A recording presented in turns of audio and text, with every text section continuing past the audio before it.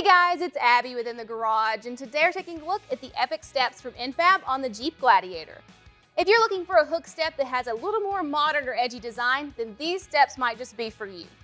These have a 15-inch wide surface step, and they're 4 inches deep, which makes it easier to get in and out of the vehicle safer.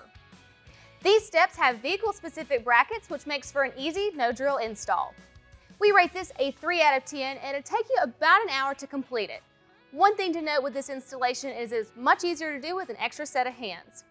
The N-FAB Epyx steps have a limited lifetime warranty and 5-year finish warranty. Thanks so much for watching our video. Today we took a look at the Epyx steps from N-FAB. If you have any questions or comments, be sure to leave those below. Also check out that description below for product information and numbers, as well as a link to our dealer locator where you can find a dealer near you who would be more than happy to help you with the purchase or installation of this product. If you liked the video, be sure to give us a thumbs up and don't forget to subscribe so you never miss when we post new videos. Thanks so much for watching again. This has been Total Truck Centers in the Garage.